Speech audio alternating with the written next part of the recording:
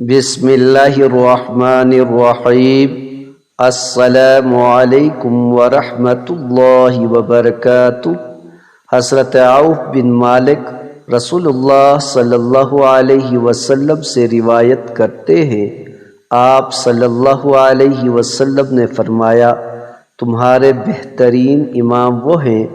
جنہیں تم پسند کرتے ہو اور وہ تمہیں پسند کرتے ہیں،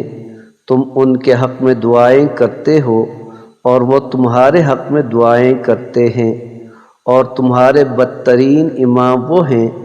جن کو تم ناپسند کرتے ہو اور وہ تمہیں ناپسند کرتے ہیں، تم ان پر لعنت بھیجتے ہو اور وہ تم پر لعنت بھیجتے ہیں۔ راوی بیان کرتے ہیں، ہم نے عرض کیا، اللہ کے رسول، کیا اس وقت ہم انہیں معزول نہ کر دیں؟ آپ صلی اللہ علیہ وسلم نے فرمایا، نہیں، جب تک وہ تم میں نماز قائم کریں، نہیں جب تک وہ تم میں نماز کا اہتمام کرائیں۔ سن لو، جس پر کوئی حاکم و سرپرست مقرر کیا جائے اور وہ اللہ کی کسی معصیت کا ارتکاب کرے تو اسے چاہیے کہ وہ اللہ کی معصیت کو ناپسند کرے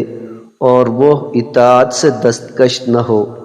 حضرت معقل بن یسار رضی اللہ تعالی عنہ بیان کرتے ہیں، میں نے رسول اللہ صلی اللہ علیہ وسلم کو فرماتے ہوئے سنا، جو حکمران مسلمانوں کے کسی معاملات کا ذمہ دار بنے اور وہ ان سے مخلص نہ ہو اور اسے اسی حالت میں موت آ جائے تو اللہ نے اس پر جنت کو حرام قرار دے دیا ہے۔